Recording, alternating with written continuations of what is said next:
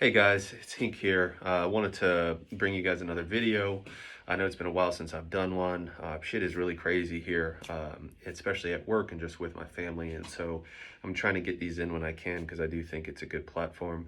So anyways, I won't waste too much time. I am recording from my basement because it's one of the few places that I can find some privacy, especially at this time of day when I'm recording. But I'd like to talk about basically my top advice for PE. And so, number one thing that I think is most important is to read as much as you can before you get started. This shit is actually very dangerous if you don't do it correctly. I focus on injuries and injury prevention, but one of the things that comes across all the time to me is people hit me up and they say, hey, I was jelking and now my dick doesn't work. What do you think is going on? And if you would do some of the research, like what we do on our sub, Getting Bigger, or even a Joke for You sub, you can read about techniques that are really outdated and actually dangerous. And you would know not to do that if you did the appropriate research. And so you really need to know to read as much as you can and really look into the exercises and get multiple perspectives before you jump into anything to minimize your chance of injury and to make sure that you're doing things correctly to make sure you're getting the most effective gains. Number two thing that I would talk about, now just so you know, this is in no particular order, but expensive devices. And so I jumped into it. I saw Derek's video, More Plates, More Dates on Bathmate, and I was like, oh shit, I got to get a Bathmate. And that's what I started with. I would have bought a Phalacon Forte, but it just wasn't feasible for me to use one all day in my practice. And I thought about ways to do it and watched, a lot of videos on how people use it at work. Anyways, you don't need expensive devices, especially to start with, especially if you're talking length gains. Now, I don't know whether I'm a hyper responder or not, but I use obviously the Bathmate, but primarily for length, I just use manual stretches. It's really just a pull and hold static stretch for as long as I can, usually for a total time of about 30 minutes a day. With that, and arguably pumping, I put on over an inch in about 16 months. Really, I put on about 1.25 inches. So you don't need expensive devices, and especially if you buy something like a Bathmate, which doesn't have a gauge and can be dangerous, and especially if you use one without the hand pump, the actual setup is very poor. That can cause you a lot of issues as far as putting you at risk of injury and wasting your money, because you could get something like a air pump with a gauge. You'd save a bunch of money and you'd actually be able to use it for both air and water, and it's a much safer thing. The next thing, so number three, would probably be overdoing it. People, it's kind of like you're excited about it, you want to get started, and then you jump into it and it says, well, he said do 30 minutes of manual stretches today. I want even more gains, and so I'm going to do 60 minutes a day. And so when you do things like that and you overdo it, or it says to pump at, 10 inches of mercury, and I'm going to pump at 20 inches of mercury because I want gains twice as fast, that puts you at risk of injury. Obviously, when I got my injury with lymphatic issues, it's resulted from basically overdoing it both times. One was when I was doing my pumping, instead of doing the recommended 5-minute sets, I was doing as many as like 20 to 30-minute sets, and then I was like, oh shit, I got lymphatic issues. Yeah, of course I do. So anyways, just don't overdo it. Number four would be really understanding the terms and the anatomy of the penis. It's really frustrating when I see people posting on our different subs and they don't even understand the anatomy enough to ask a question about like what's going on. Along with understanding the actual anatomy, you need to understand, in my opinion, the mechanism of action for how these actual exercises work, because you have to have a basic understanding in order to make sure that you're doing it correctly and doing it efficiently. And I think that is so understated, and there's so many people that just do things because somebody said to do things, and that's okay, but especially when we're talking about moving the sub forward, or even somebody arguing. So for me, one thing that kind of frustrates me is when people say, oh well, pumping doesn't work but clamping works, when at the end of the day it's still, you're using pressure to overexpand the corpora of the penis. And so anyways, I'm just kind of going off on a tangent here, but you need to understand the anatomy to make sure that you're doing things safely. And then if you do get injured, you can say, just below my glands on the dorsal surface of the penis, I have a tender, bruised area. What does this mean? And then somebody can say, oh, I know exactly what that means. This is most likely what's going on. So going along with this would actually be knowing your own personal anatomy. I made a big post about how to basically not get injured, and I advise anybody to go check it out. But basically, if you don't know what your anatomy is like normally, you don't know whether you have an injury or not. I have so many guys that, who will message me and say, hey, I have this this mark on my dick. What do you think it is? And I'm like, well, was it there before you started PE? And they're like, oh, well, I don't know. And it makes it really hard to help people. Same with lymphatic issues and swelling and veins. It's people don't have a good understanding of their own anatomy, and then they freak out for something that might very well have been there before. And so along with my post on how to not get injured, I also made a post on normal penile anatomy that can actually mimic injuries. And so there are certain conditions like pearly penile papules, which are little bumps on the dick that can sometimes get a little worse with PE, that if you're not aware of those in the first place, and then you're not aware of what they are, you could freak out and think that you have either some kind of weird STD or some kind of serious injury. So you really need to know your anatomy. You need to document, personally. You don't need to post it on anything. Your dick, how it looks, the coloration, how hard it gets on a normal basis, how firm the erection is in both the body and the glands of the penis, any areas of discoloration, any lumps or bumps, any stretch marks. All of that needs to be documented somewhere. So if something does happen, you can say, I have this reference, and yes, in fact, this is new. So very important to document and know even things like what is a normal erection for you, because some people will think, oh, I'm worried I have a loss of erection quality, but they don't even know what their average erection was like prior to starting PE. So I think that that's very important. Now this is more controversial, or I'll get downvotes or whatever for this, but people that are choosing to do PE instead of exercise. And so a lot of people want their dick bigger, okay? Exercise is not going to lead you to have a larger penis. However, it will increase your non-bone pressed erection length. And so your penis will actually, what's visible will actually be bigger. Some guys have small, medium, large dicks, but look significantly smaller because there's a huge fat pad that's covering, up to 2, sometimes even 3 inches or more in their penis. I posted on the relationship of obesity and PE. And, some studies have shown that for every 50 pounds, actually 25 to 50 pounds of fat you lose, depending on your personal distribution, you can actually gain up to an inch in visible length of your penis. And so your true bone pressed length is not enlarging, but as far as your visible penis will enlarge. And furthermore, the actual perception of your penis is much larger if you don't have as much mass in the background. So a lot of the skinny porn stars, they really don't have these, gargantuan penises. Some of them do, but it's really the fact that they're so skinny and so lean, and they have these massive hogs that make it look so much more impressive.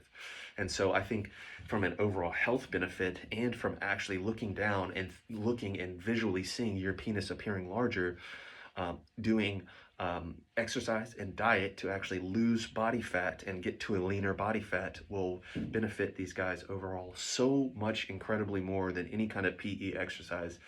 And as you've seen in one of my recent posts, that I have actually put on some weight, but hopefully you can see through this video that I still maintain a pretty trim physique, honestly, year round. And I'm not trying to gloat here, but it's just, even when I can see that I am, I'm 10 pounds heavier than I normally am, and it's not good weight, my penis looks smaller. It really does, and I have more of a fat pad, and it's kind of disheartening to see that. So I just, guys are willing to put their dicks in all kinds of contraptions and inject shit and whatnot, but they won't actually, really hone down and do diet and exercise, which I think would help with overall self-confidence in general, and it would, once again, increase visible penis length.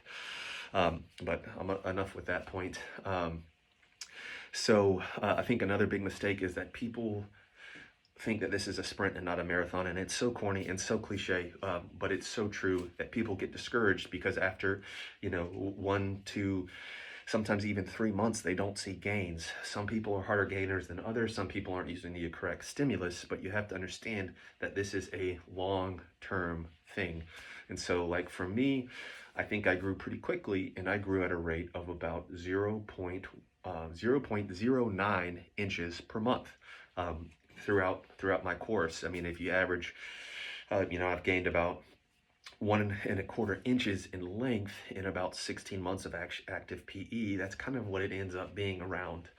And so when you are growing, seeing an increase in length of 0.01 inches that's going to be damn near imperceptible until you get to really like closer to about at least probably 4 to 6 months out, when you can clearly say, okay, this isn't just increased erection quality, this is actually enlargement of tissue. And with girth, I probably am not doing the most effective girth exercises. I'm not looking to grow particularly, but my girth growth was about half of that of my length growth. And that's even harder to see. But you have to be in it, in my opinion, for the long haul. And, I still can't believe that, I started all this back in July of 2020, and here I am almost 2 years out, and it still blows my mind the growth that I've had over this time. But when I look back, once again, month per month, my growth rate has been, once again, close to imperceptible. It's just the long game, and pun intended there. And so, I would like to get a little bit bigger, but I'm very content with my size currently. And so if I can do some kind of maintenance things and still grow a little bit and not put myself at increased risk of injury, that's what I'm going to do. And so I think the other big thing, I know I stopped numbering them, is you have to be, before you start PE, you really need to ask yourself if it's worth breaking your dick, okay? And so for myself, the scariest thing I went through was an injury as a result of basically doing clamped edging, which, anybody who knows me knows that I hate clamping in general, even though I'm not going to argue that it's not effective, but especially clamped edging. I think it's one of the more dangerous things that you can do. I've talked about it a bunch of times, but anyways, as a result of clamped edging, I ended up injuring my pelvic floor. I really kind of turned myself into a hypertonic pelvic floor, fucked up some of those pelvic floor muscles that are responsible for especially filling in the glands of the penis, and I got a condition known as soft glands syndrome, when the body of my penis would inflate, but my head would not inflate as a result of basically doing the clamping. And I thought that I was, that I was willing to like risk not having my dick working, but holy shit, man, I was so fucking stressed that I would have a permanent erectile dysfunction as a result of PE, and especially when I was in the midst of it, I would have traded every millimeter of gains that I had for a working dick, and even you kind of bargain to yourself or whatever, but I would have even been willing to have lost length and girth just to have a normal functioning penis. And so you just really need to ask yourself before you go into this, is it worth it? I personally, some people that know my starting size, I started above average, okay? I'm also a pretty big guy as far as height. I'm 6 feet 5 inches tall, and so when my penis, though it was slightly above average, it actually, I got a lot of women that commented on it being small, or, not necessarily being small, but saying, oh, is that it? I was expecting more. And so it really fucked with me, and I had really bad dysmorphia, to the point where like it was a significant psychologic concern. There's something that we call ICD-10 codes, where it's like you can actually diagnose a condition. I had medically diagnosed penile dysmorphia syndrome for sure. And so as a result, I was willing to do whatever I needed to do to actually increase my penis length. And I was kind of desperate for anything.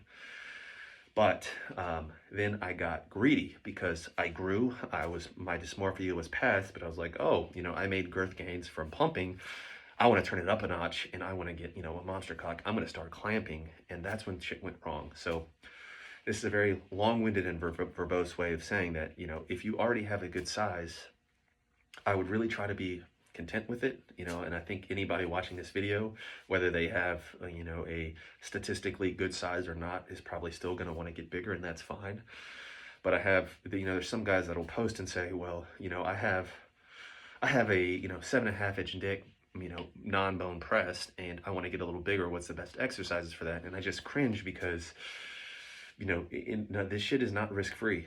And, I will tell you, I have a lot of fucking clients online right now that are asking me for help, that have really injured themselves through PE. Some haven't, and just want my take on their pelvic floor injuries or, pelvic floor trauma, etc. But almost unanimously, it's people who have broken their dicks doing stupid shit with PE. Sometimes not even stupid shit. I had one guy who has an injury from using the bathmate one time. Put his dick in, pumped it too quickly, didn't realize what he was doing, broke his dick, has not recovered so far. He's making progress, and we're continuing to work on different things. But anyways, you just have to really understand, is this worth it or not to break your dick? Because I don't think it is. And so, but for some guys, like when I first started, I was fucking desperate, and, it was worth it at that point. But I would recommend you get to a point where you grow and you're happy with the size that you have, and then, just go into a maintenance routine, and just really read, and do what you can to not break your dick. The last thing I want to say is just selfish from my regard, but I really wish that more people would try to actually move the field forward. Allegedly I have a medical background. Who fucking cares? All of the shit that I found is not from some like special doctor literature textbook I have. It's from just going on to PubMed and researching this, and researching penis enlargement and the different properties along with it. And that is not hard to do, and it doesn't take a medical degree or even a college degree to do. But there's very few people that actually are trying to go into the science and actually move things forward. A lot of this is like passed down from Thunder's Place to A Jump for You, and now to getting bigger. And I wish, more people would take a vested interest in actually trying to do more research on their own, and actually I read this interesting study which looked at penile fibrosis rates with whatever the case may be. And even if you don't fully understand the data, it's interesting to get that out there. And I do see a lot more people doing that, and I think it's great. But it'd be nice if there was less like, what's the best way to gain an inch, and more I read this interesting study that looked at, penile trauma in rats, or that looked at people with Peyronie's disease and exercises that have caused them to gain length. What do you think we can apply to PE? So anyways, this ended up being a longer video than I thought it was going to be. Hopefully this is helpful. I'll try to keep these coming, and at some point I'm going to try to do these with better editing, but for right now, this is what I am limited to. And so check out the sub, Getting Bigger. Check out A Jump for You, also a great sub. If for anybody who needs specific injury coaching and recovery, I have a Patreon, which you can find at my username, Hinkle McCrinkleberry, spelled in a very unique way, but it's pinned on my profile. I am not a PE coach. If you hit me up and ask me to come up with a coaching plan for you, I am not going to do it effectively. I know how to mitigate injuries and try to prevent them and coach people past them, but I don't know a lot about the different PE exercises outside of, which ones cause injury. Anyways, thanks for watching. If you like the video, please like and subscribe. All right, guys, have a good one.